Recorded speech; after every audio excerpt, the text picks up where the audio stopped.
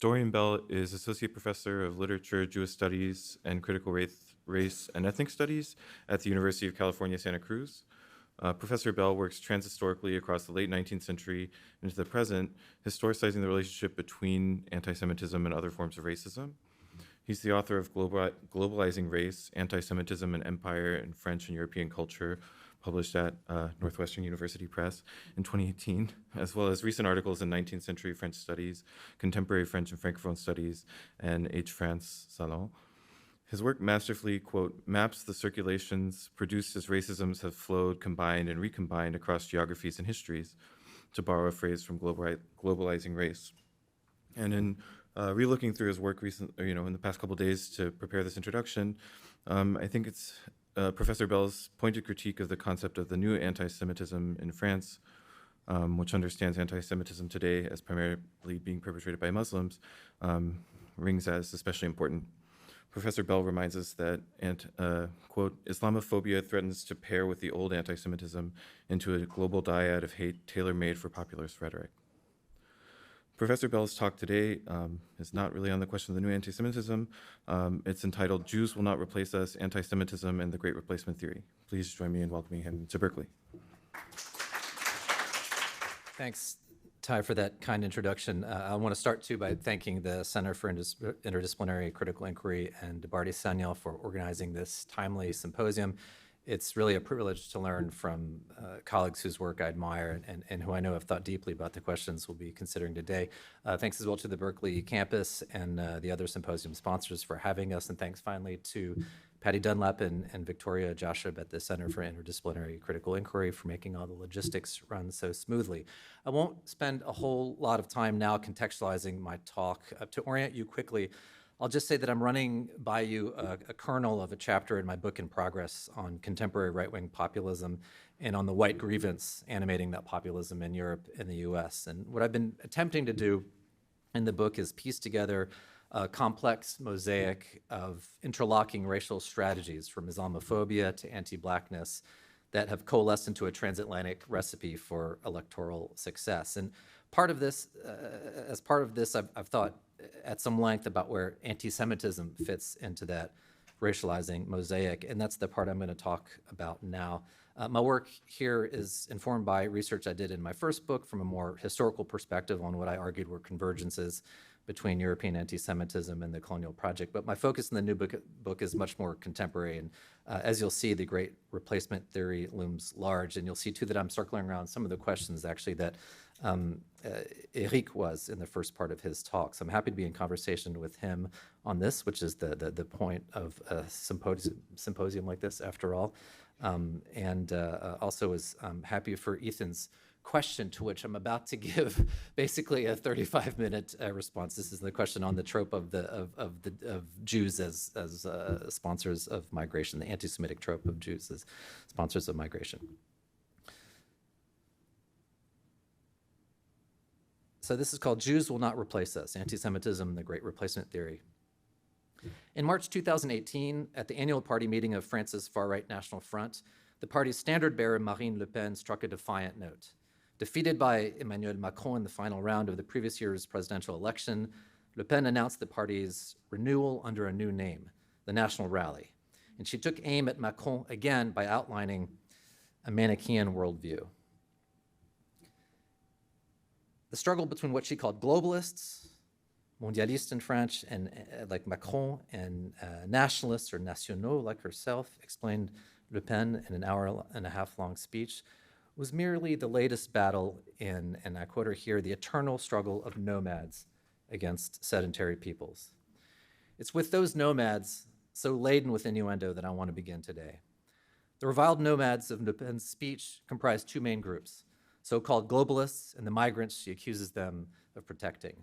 Together, they threaten to overrun national cultures, she warns, the nomadic poor enticed and exploited by the nomadic rich.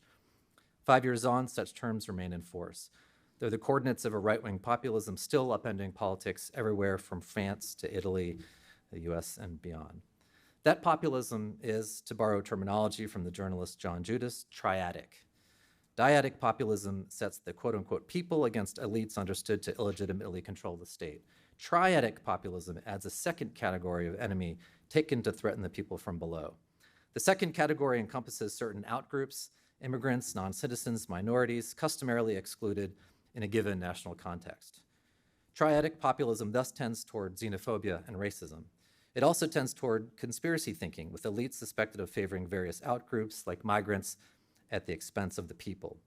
And it lends itself for that reason to what has become known as the Great Replacement Theory, popularized in 2011 by the minor French literary figure and racist provocateur Renaud Camus, about who we'll be hearing a lot today. This is not the original edition. I think this is the fourth edition that I'm showing here. According to the Great Replacement Theory, white European peoples are being replaced by black and brown migration from the global south. Like triadic populism, with which it shares a triadic and conspiratorial grammar, the Great Replacement Theory imagines elites to be allied with outgroups against the people. Only the Great Replacement Theory distills things down to a single hyperbolic claim. That, reprising Camus' slogan-ready terminology, replacist elites have allowed immigrant replacers to transform white populations into replacees. Triadic populists aren't by definition replacement theorists, since they may not go so far as to argue that white European populations are being replaced. Replacement theorists, for their part, may or may not be populists, depending on the extent to which they believe in combating what they call replacism from within existing democratic structures, which is what populists generally try to do. But as a matter of basic narrative structure, triadic populists like Le Pen and replacement theorists like Camus are telling versions of the same story. So we shouldn't be surprised to find replacement theory surging, as it's begun to do, into the right-wing populist mainstream. In a poll of 2,000 registered French voters before the 2022 presidential election, fully 61% indicated their belief that a great replacement would in fact occur. I think this is a different poll from the one that Eric invoked, but it's about 2/3 of the pollies, give or take. There's a historical reason as well why the Great Replacement Theory has found such fertile political terrain. If the idea of globalist elites destabilizing nations under an immigrant tide comes so easily to so many, it's in part because anti-Semitic conspiracy theory has long propagated similar notions. This is true on both sides of the Atlantic.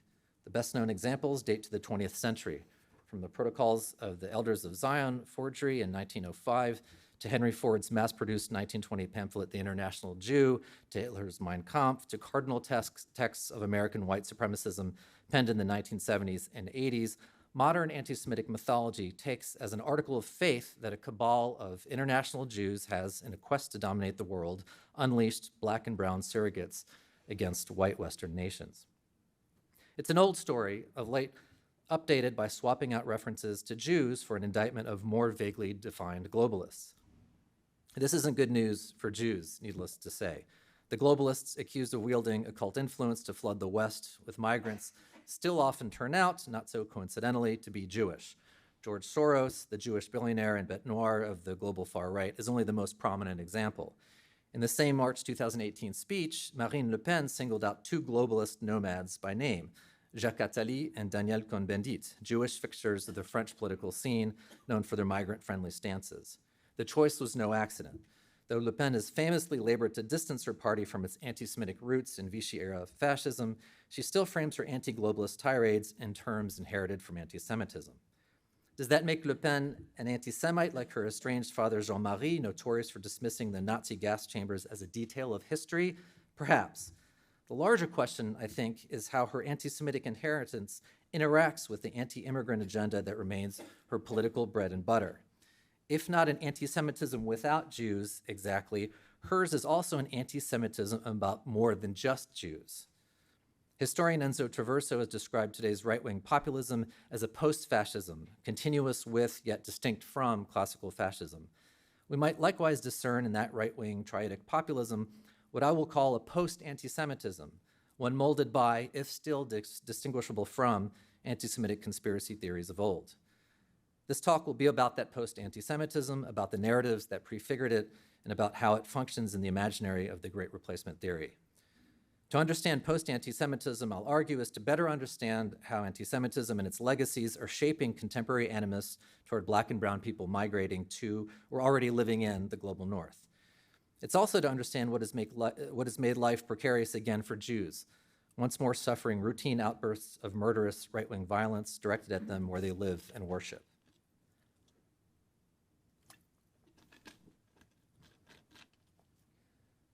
But hold on. If Jews are being attacked as Jews, isn't that simply anti-Semitism? Of course. There's a worthwhile distinction to make, nevertheless, between post-anti-Semitism and the anti-Semitism it both draws on and exacerbates. One need not name Jews or even have Jews in mind to condemn quote-unquote globalists for fomenting migration. In this respect, post-anti-Semitism can't be reduced to anti-Semitism's Jew-hating monomania. Distinguishing between anti-Semitism and post-anti-Semitism also helps illustrate how post-anti-Semitism can produce anti-Semitism where there was none. The globalists, as sponsors of migration argument, has convinced voters that a cabal of elites is manipulating world events. This belief in turn primes millions for a bedrock claim of modern anti-Semitic conspiracy theory, whether or not they've given Jews any thought. Between suspicion that Davos elites are dictating history and similar suspicions about Jews, the conceptual path is short. We would do well, however, not to think of the resulting anti-Semitism as a simple resurgence. What post-anti-Semitism borrows from an older anti-Semitism, it reformulates for the current historical conjuncture. Post-anti-Semitism is, as I've said, about more than just Jews. It's also, even primarily, about migration. The ire attracted by globalist elites derives from the anti-immigrant rage crescendoing in the West. The upshot, I'd argue, is that globalists come Jews are being demonized in ways as dependent on racialized attitudes toward migrants as on anti-Semitism's own sordid history of racializing Jews. Le Pen offers an instructive example. Contempt for supposedly deracinated Jews once characterized the modern anti-Semitism that coalesced in the late 19th century. Today, it is against nomads, migrants and their so-called open borderist elite protectors, that Le Pen thunders on behalf of sedentary peoples. Like the Muslims and migrants marked for her as unassimilable, Le Pen locates globalist elites outside a national culture they have supposedly chosen to shun. These elites join Muslims and migrants on the wrong side of an existential divide, pitting nomads against a sedentary, national, and ultimately white culture. Le Pen's replacement of the international Jew with the nomadic globalist preempts charges of anti-Semitism while keeping the terms of the conspiracy flexibly intact.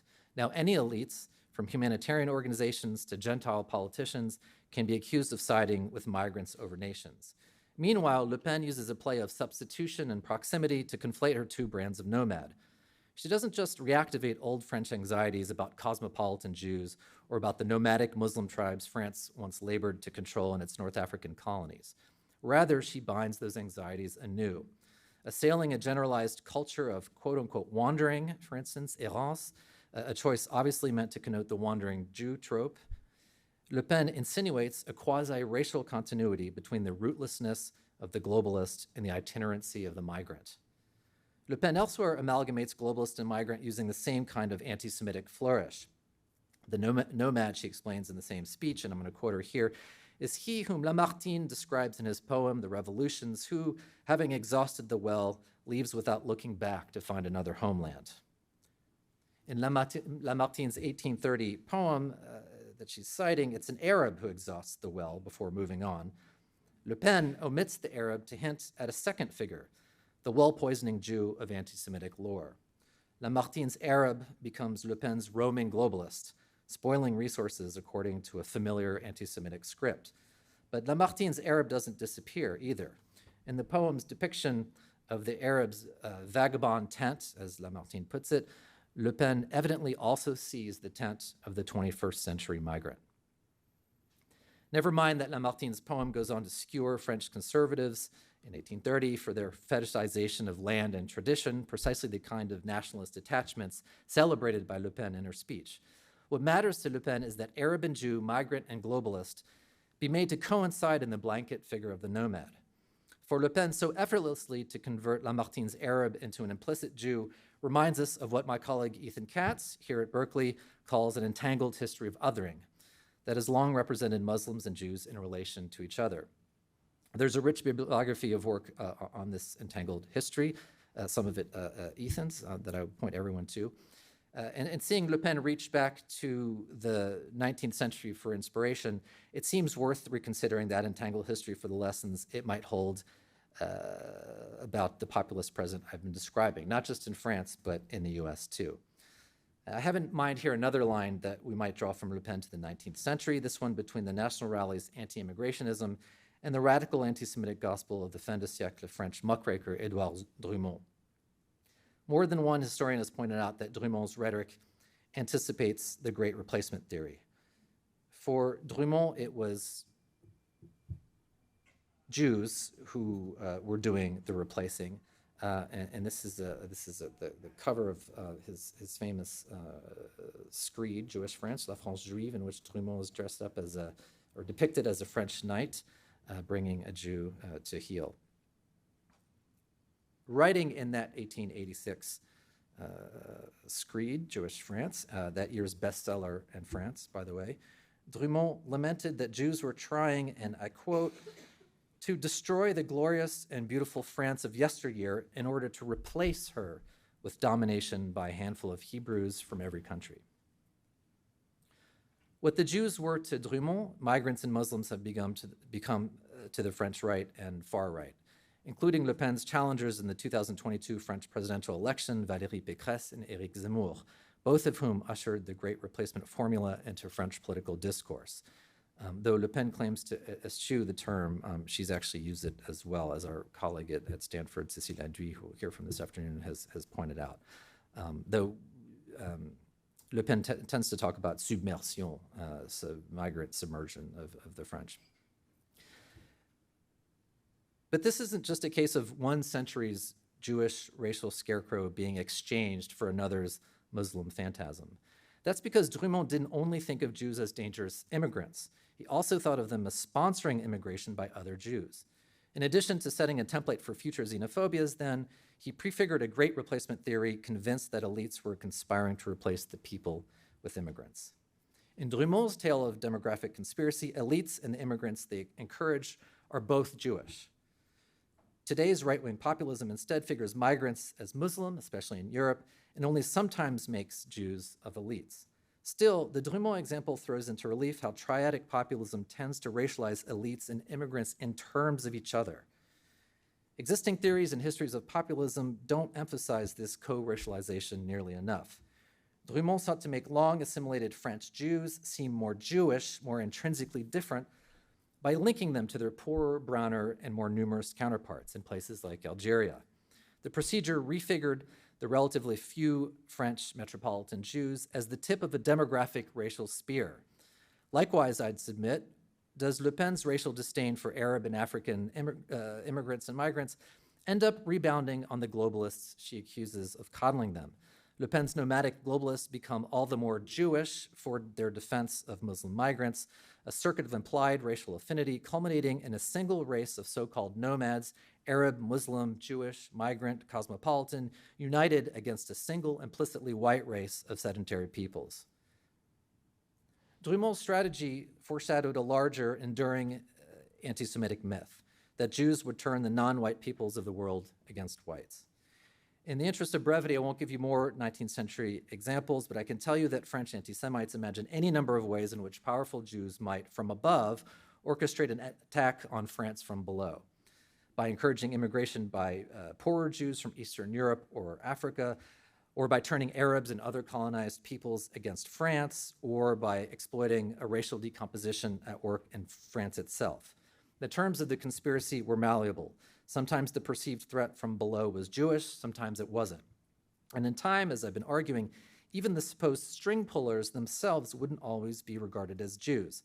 It's possible now for adherents of the Great Replacement theory to believe that the elites conspiring to replace white populations aren't necessarily Jewish, even if the theory itself has anti-Semitic origins. Post-anti-Semitism can, after all, draw on anti-Semitism without reproducing it exactly. But history still invites us to mind the intrinsic racial affinity assumed in the original schema between Jews and the populations they allegedly manipulated. This kind of thinking flowed from ideas about Jews. Today, the chain of assumed racial affinity tends to proceed in the other direction. Right-wing post-anti-Semitism stokes anger against migrants and Muslims, then blames elites for coddling them.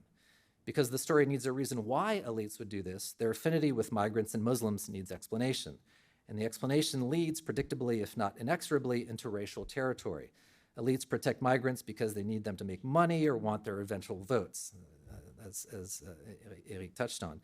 Elites protect migrants because they themselves are nomadic migrants, only rich. Leftist politicians are the patsies of Islam, the useful idiots of Islam as part of a so-called Islamogauchism, Islamo-leftism, that unites leftist elites and Muslims in hatred of the West. Across all of these formulas, elites become as alien as the migrants they are understood to protect. It stands to reason then, as an historical matter at least, that they end up racialized as Jews, not because they are Jewish, as some in fact are, but because they are taken to share with migrants an essential incompatibility with national life. I've started with France because of the important role right-wing figures there have played in the last decade or so in propagating the Great Replacement theory. It's an idea that we've just seen has a particular French genealogy. But I also want to think, as it's our goal in this symposium to do, about the reasons why the Great Replacement theory has migrated so effortlessly beyond the French context to inflect other right-wing practices and discourses. Consider the situation here in America.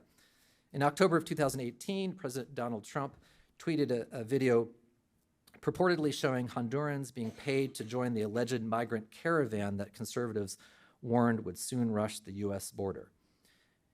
U.S. Congressman Matt Gaetz, yes, that Matt Gaetz, had earlier tweeted the same video along with the caption accusing Hungarian Jewish billionaire George Soros and quote-unquote U.S.-backed NGOs of providing the money. This is his tweet here.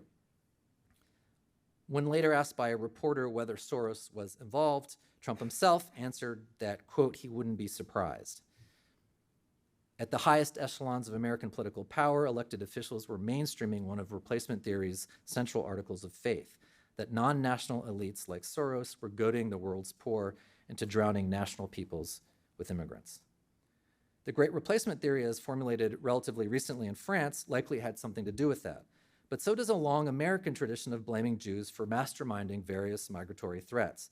I'll return to this domestic tradition momentarily. Suffice it to say for now that if the Great Replacement theory has enjoyed frictionless transit across the Atlantic, it's only as the latest manifestation of a century-long phenomenon weaving disparate white constituencies into a general narrative about Jewish power.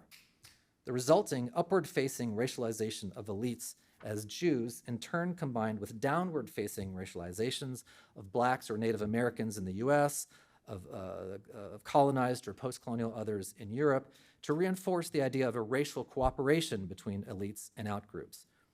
We can think of such perceived cooperation as a transatlantic discourse because anti-Semitism gave Americans and Europeans a lingua franca with which to racialize elites at the top. What has changed, and here is one of my larger wagers, is that there's a new common language with which to racialize outgroups at the bottom.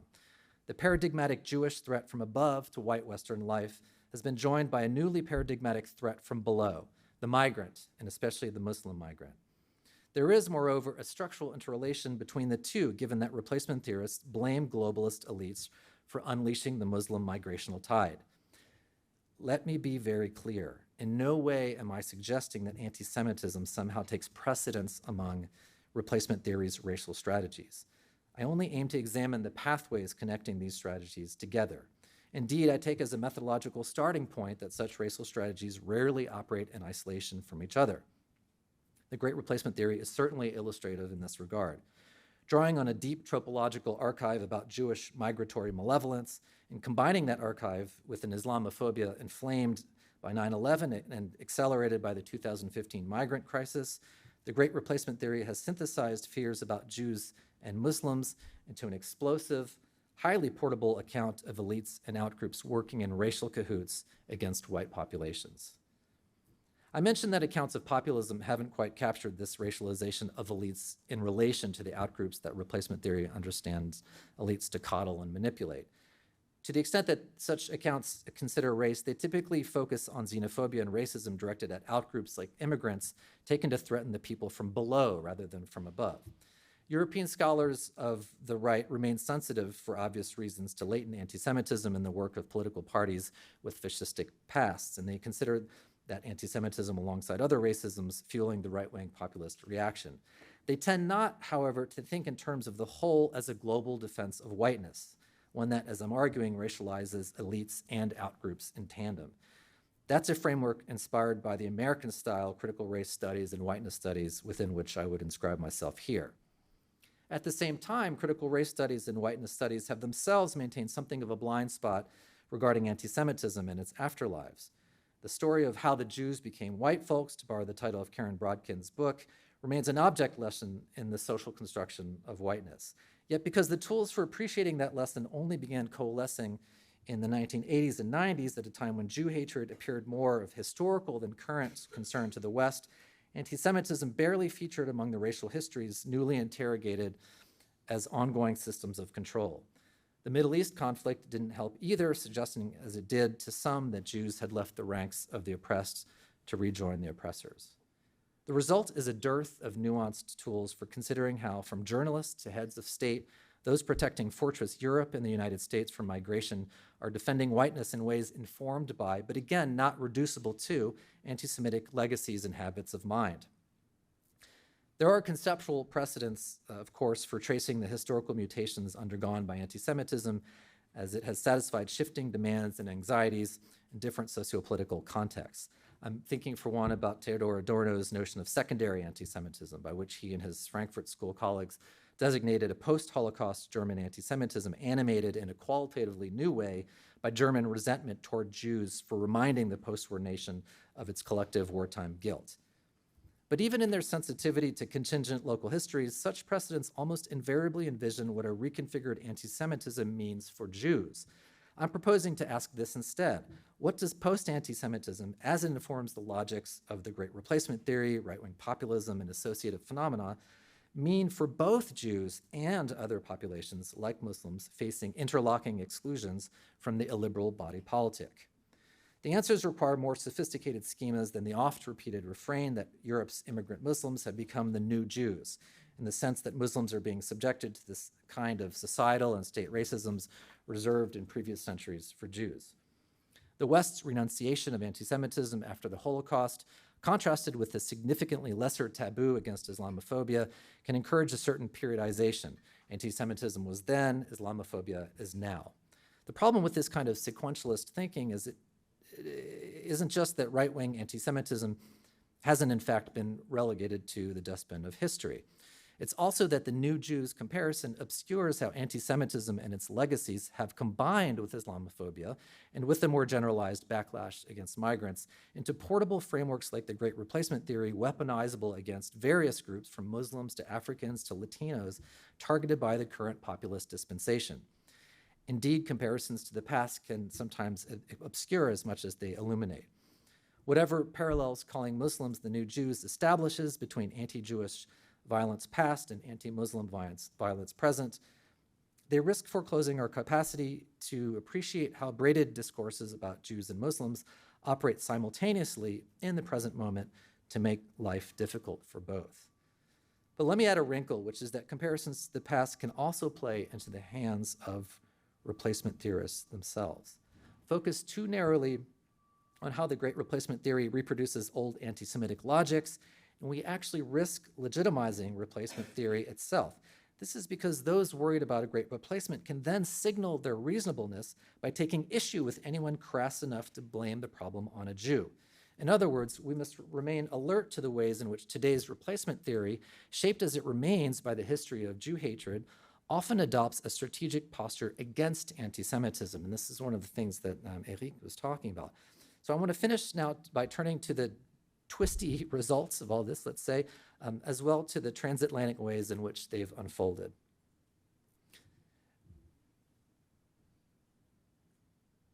After demonstrators at the 2017 Unite the Right rally in Charlottesville, Virginia, chanted, "Jews will not replace us," and an image of them doing that here, it became clear how easily Renaud Camus' Great Replacement theory harmonized with the American far right's longstanding beliefs about a Jewish demographic plot.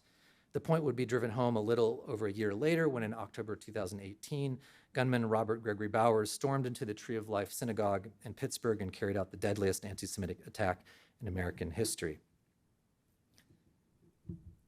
Hayas likes to bring invaders in that kill our people, wrote Bowers online shortly before the attack, referencing the efforts on behalf of refugees of a US-based Jewish nonprofit formerly known as the Hebrew Immigrant Aid Society. Bowers descended on the Tree of Life as the American far right stoked fear about a migrant caravan threatening US border integrity from the south. What anti-Semitism had crawled from the bowels of nativist alarm? A homegrown one, to be sure. Anti-Semitism and narratives of white decline share a history in the United States. As immigrants, Jews came under fire from early 20th century eugenicists and race theorists like Madison Grant, whose influential The Passing of the Great Race in 1916 helped fuel the radically exclusionary Immigration Act of 1924. But it was as supposed sponsors of migration into and within the country that Jews would more durably be maligned as a danger to white America. Henry Ford, for example, charged in his mass-produced 1920 pamphlet, The International Jew, that the Jewish chairman of Sears Roebuck had orchestrated the large-scale migration to Chicago of Southern blacks during the Great War, destroying the city, and that more generally, Jews profited from sowing discord between blacks and whites. Ford's influence helps explain why, a half-century later, many defenders of white supremacy concluded that some shadowy Jewish cabal must be pulling the strings of the civil rights movement. William Luther Pierce's 1978 novel, The Turner Diaries, a cornerstone of American white supremacy, codified the narrative.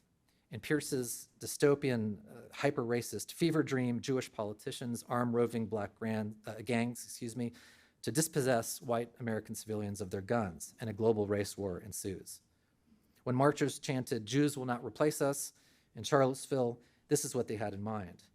By then, they could also draw on the work of ersatz intellectuals like Kevin MacDonald, whose 1998 book, The Culture of Critique, argued that white Christians were in danger of being quote-unquote displaced by Jews tirelessly working since the 1880s to influence immigration policy in the United States, Europe, Canada, and Australia. That's MacDonald's version of the story.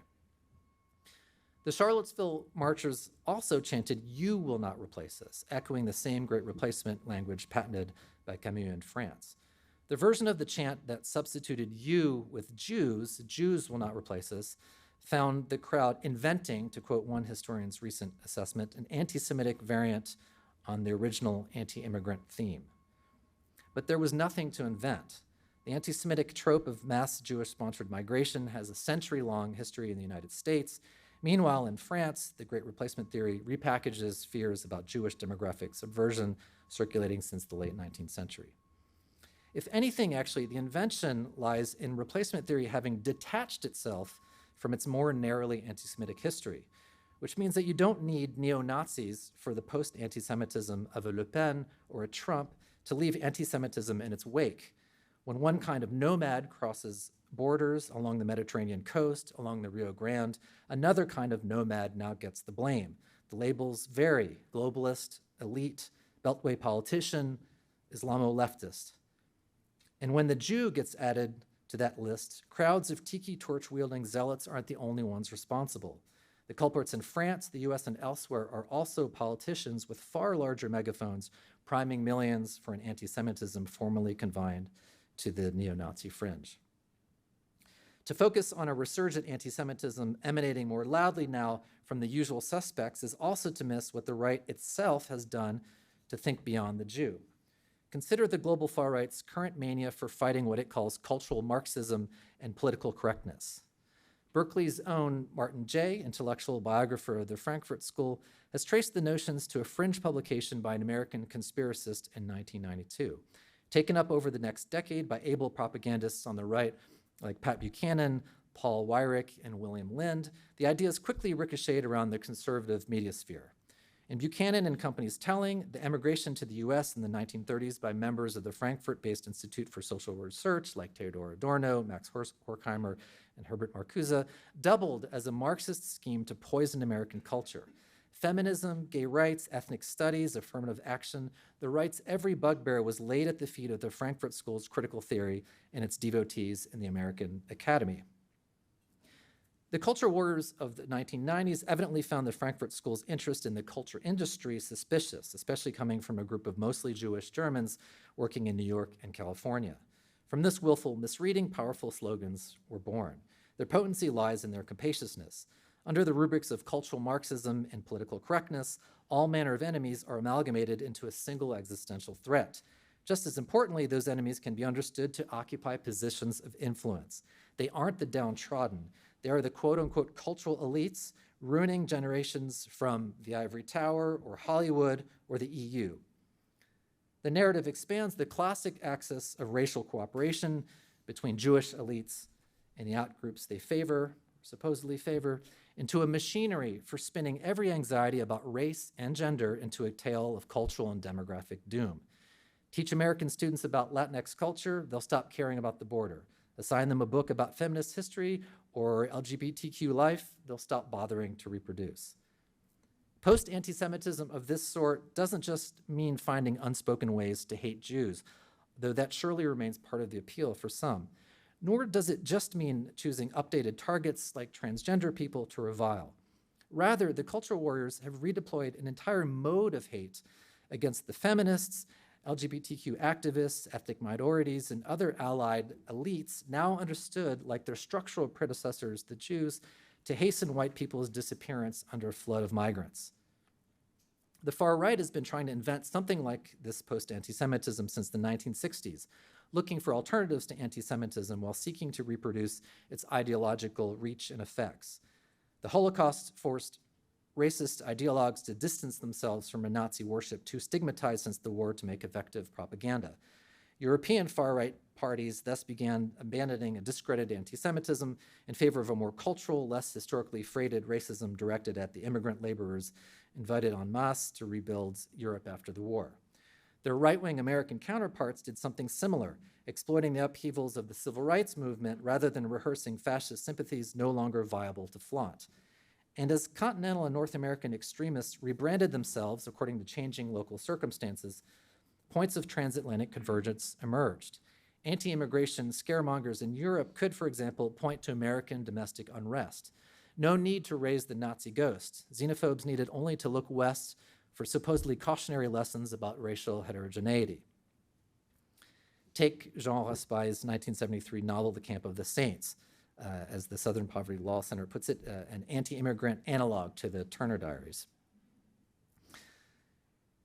The novel enjoys renewed authority for having supposedly anticipated the 2015 European migrant crisis. The conceit is this: after landing in the French Riviera, 800,000 Indian refugees partner with those immigrants already in Europe to cleanse the continents of its whites. But the American experience looms large. When Africans and West Indians overrun the venerable Boulevard Saint-Germain in Paris, Raspail's narrator notes that sharp observers could see it coming. Had not, the narrator asks, an American Black Power leader successfully demanded at a Parisian student rally that white students give up their seats to those Black attendees standing? The specters of Black American militancy and civil rights activism work here to uncouple French nativism from its radioactive Germanic counterpart. By the way, you'll recognize this image from this edition of the Camp of the Saints. I picked this one because this is the image from our program.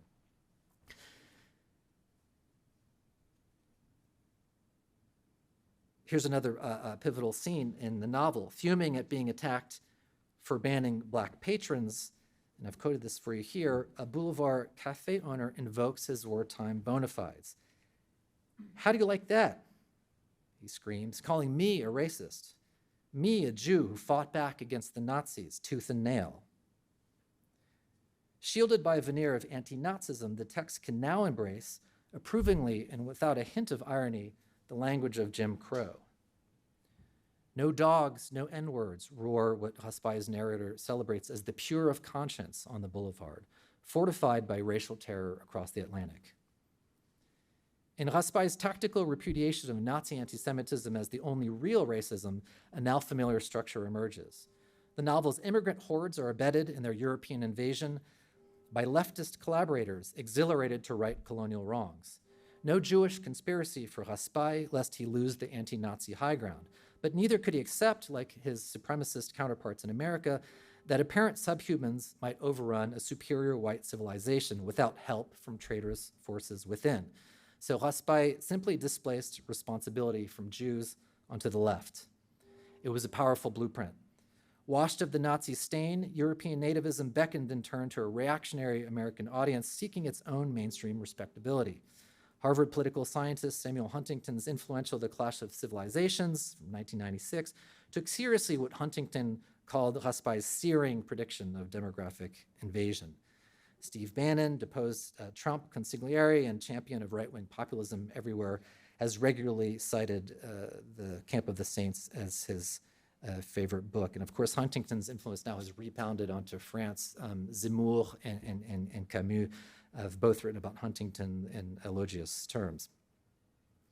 Replacement theorists remain concerned with inoculating themselves against charges of anti-Semitism. Renaud Camus himself, coiner of the Great Replacement rallying cry, constitutes a telling case in point. Famously accused of anti-Semitism in 2000, as Eric mentioned, for comments about what he considered the overrepresentation of Jewish perspectives on French television, Camus has since pivoted to different obsessions. Like Raspail before him, he turns memory of the Second World War to his moral advantage, railing against what he calls a second occupation of France by immigrants. Muslim anti-Semitism becomes, in this metaphor, the new Nazi menace to Jews, an equation Camus offers as condescending evidence that European Jews are now as opposed to immigration as he is.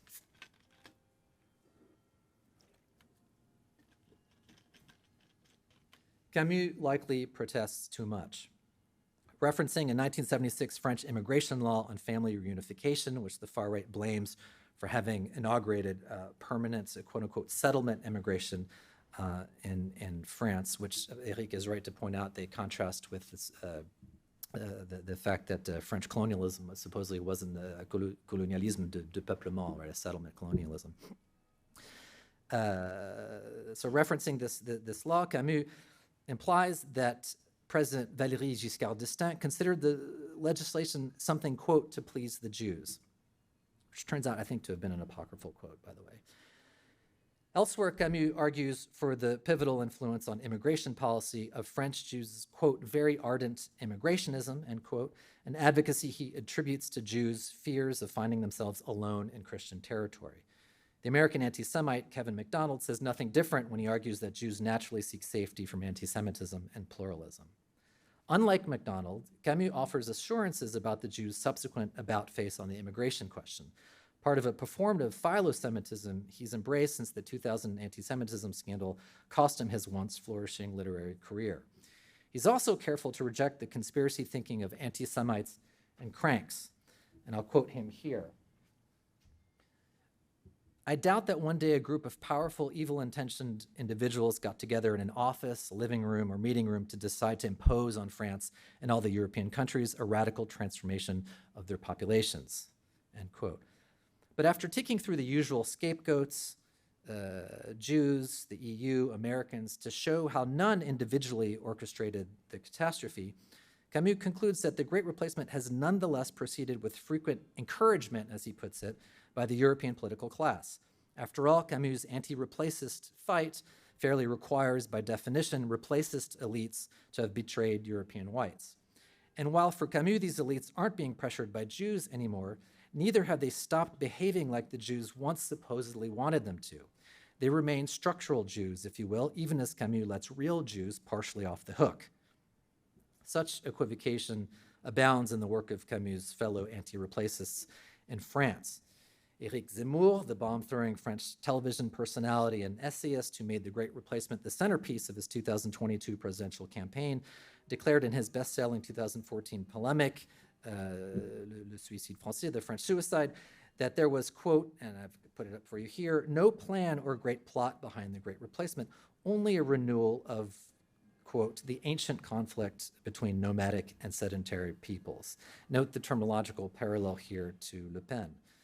Zemmour's nomads comprise more than just migrants, however. There are also what he calls the usually Jewish leaders of French left-wing groups, chief among them Bernard-Henri Lévy, the longtime public intellectual that Zemmour spends pages excoriating for helping modern French elites, quote, secede from the nation into aristocratic cosmopolitanism. From there, those elites looked on, according to him, unconcerned as North African migration created what he terms a Muslim people within a people. Zemmour's own Jewishness apparently doesn't preclude recycling old ideas regarding the willingness of Jews to effect what Drummond, as we've seen, already referred to in 1886 as the substitution of one people by another. And on this front, I'd say, too, that Zemmour is a walking rebuke to himself, reminding us, as he does, that nothing about Jewishness predisposes one to support open immigration. Among the disparate political and ideological traditions that Le Pen, Zemmour, and the French anti-immigrationists have blended into a populist electoral formula, conservatism, left anti-capitalism, even nationalist republicanism, Catholic anti-capitalism, ecologism, etc., a strident anti-Americanism features consistently. But it pays to note how a replacement theorist like Camus, despite his belletristic dandyism, looks as well to America for more feral energies.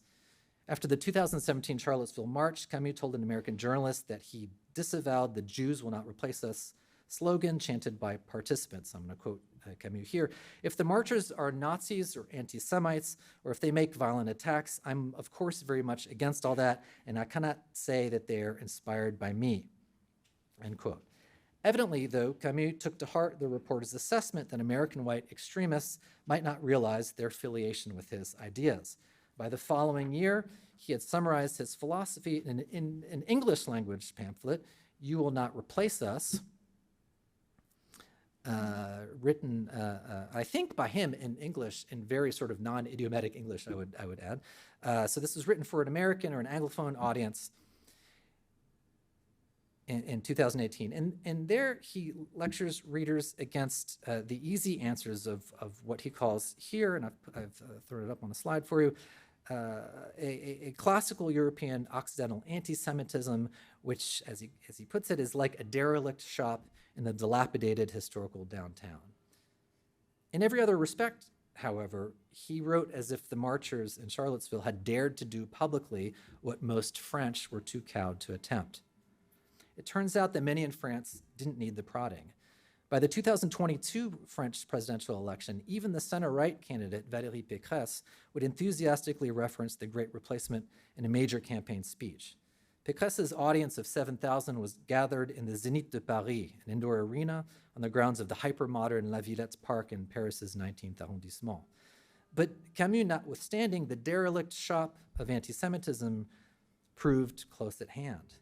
It was in the La Villette abattoirs and cattle market established by Napoleon III in 1867 and moved a century later to make way for the Parc de la Villette's futuristic architecture that a late 19th century French anti-Semite, fairly obscure one, named the Marquis de Maurès, recruited a gang of butchers with whom he roved around Paris looking to intimidate Jews and attack them.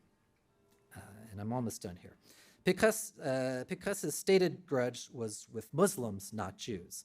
As journalists and historians were quick to point out, though, her attacks on French Muslims as citizens, quote unquote, on paper or with papers, and not as citizens in heart, de cœur, echoed language used by Maurès's more famous 19th century anti-Semitic contemporaries like Édouard Drummond and Charles Maurras to question the allegiance of naturalized French Jews to their adopted country.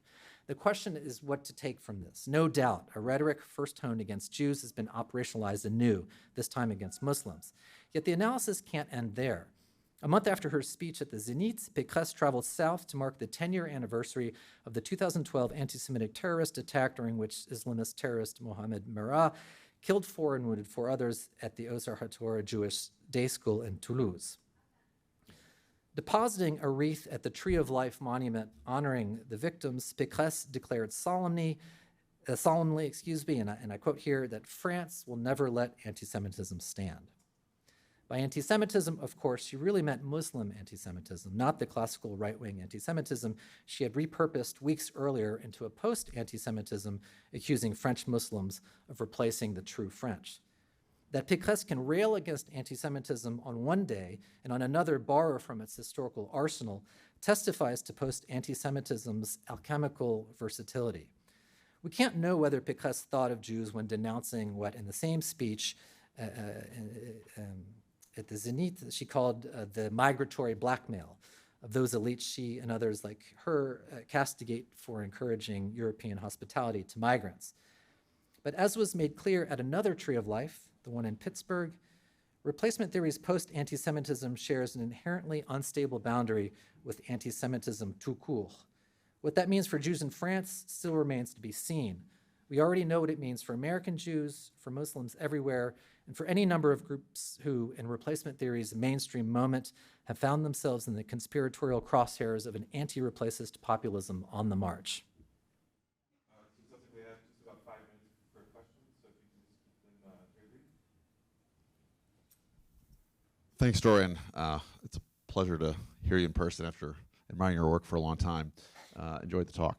So I'll try to be quick. I do think it's important just to register a small corrective in the sense that those CNCD H numbers that you mentioned, Eric, since like 2007, 2008, the largest number of acts that are reported that are attributable have been attributed to North Africans or Muslims or Black African Muslims in France, if we're looking at different categories, as opposed to the far right, which it was for a very long time the majority. And the opinion polls among those populations also are as heavily anti-Semitic as among the far right. Anybody who knows my work knows that I've written very strongly against any kind of eternal enmity between Jews and Muslims, so please understand. But I think it's important just to understand where the empirical reality is. And I think that the presence of Islamist anti-Semitism as a violent force in France, and as we are reminded very recently in other parts of the world, is important to complicating our picture here about the relationship between anti-Semitism and Great Replacement theory. Some of the Islamist movements have borrowed ideas about Jews as global elites from Great Replacement theory and used it for their own purposes. And many who oppose Islamophobia, as you, I think, are pointing to, Dorian, don't necessarily understand that some of the most Islamophobic forces are also some of the most anti-Semitic forces. And I think the lack of consciousness has consequences for other strands of anti-Semitism. The last thing I just wanted to say, which is more of a question, forgive me for the comment, is I wonder about how far you're developing this idea of post-anti-Semitism, which I think is interesting. The thing that strikes me is that for the far right especially, when we say post and we talk about an ideology, we often mean that it's already won, right? So the anti-Semitism of these extreme right groups is so deeply embedded in Great Replacement theory, and they don't have to necessarily even say sometimes, right? When they say globalists, sometimes we know they mean Jews. So I just wondered if part of it for you is that that part is already assumed and that the more explicit ideological points don't have to be anti-Semitic. Thanks. Thanks for all that, Ethan. I take your point about the empirical facts on the ground in France, which is why at the end I was trying to be careful to say that it's not clear what all of this means for French Jews in France, right? This resurgence or this repurposing of sort of a classical right-wing anti-Semitism. It's clear what Islamist anti-Semitism means for Jews in France, right? I mean, you have only to cite what happened in 2015 at the Hypercacher as part of the Charlie Hebdo shootings, or the 2012 Toulouse and Montauban shootings that Pécresse is memorializing. So I'm waiting to see how all of this ends up rebounding on Jews. I mean, for the time being, and I think Eric is right to underscore this, no one's really paying attention, and these figures are kind of getting away with this repurposed anti-Semitism, without indulging in sort of the kind of outright anti-Semitism that's still relatively prescribed in mainstream political discourse in France.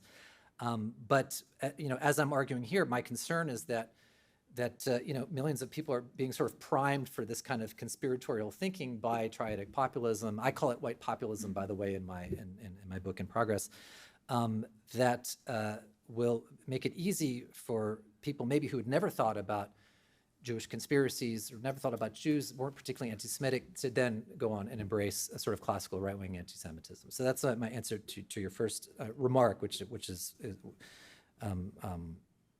a useful clarification. As far as left and right anti-Semitism, or the new and old anti-Semitism, that's, as you know, a longer conversation that we can maybe have over lunch if you're sticking around. But I will say that I, as a scholar of the 19th century and of the history of anti-Semitism, who understands perfectly well that, quote unquote, modern right-wing conspiratorial anti-Semitism, the sort that was codified in the second half of the 19th century, drew on a left anti-capitalist, anti-Semitic tradition. I'm perfectly aware that left and right anti-Semitisms can cross-pollinate, right? And that drawing a distinction between them isn't always useful. So I think, you know, it's not necessarily productive, especially in the longue durée, to sort of think about these different kinds of anti-Semitism as being siloed from each other, because they aren't.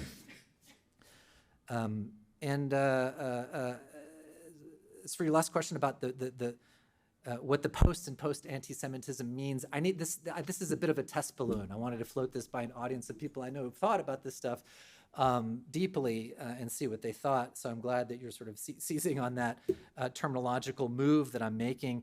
I mean, that post and post anti-Semitism means to me what the post and post fascism means to Enzo Traverso. I mean, I mentioned that briefly, which is to say that I'm trying to signal a certain continuity with an historical classical anti-Semitism and its sort of tropological archive, but also argue that something new is happening. And I'll stop there. Your talk was illustrated with examples from France and the United States. Does your model of post-anti-Semitism apply equally across other countries? I was trying to be responsible and sort of remain attuned to the specific historical context in a place like France, in a place like the United States, which of course are different, even though I'm arguing that there are, you know, transatlantic convergences. But if you're looking for examples of what I've called this post-anti-Semitic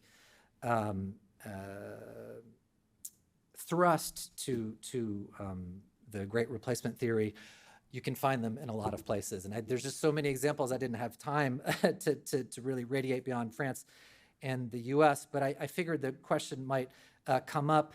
In 2017, Viktor Orban in Hungary made Soros and Soros's supposed sponsoring of migration the centerpiece of a campaign.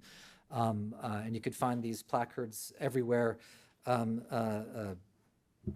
with this sort of sinister looking Soros kind of taken from below, and the slogan, "Don't let Soros have the last laugh." I mean,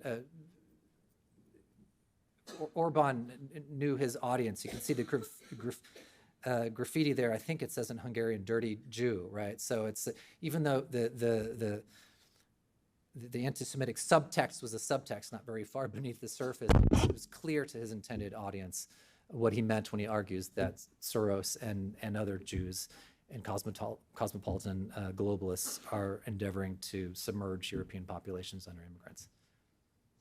But there are examples from Germany, from Italy. I mean, it's a long list, so maybe we could talk a bit afterwards.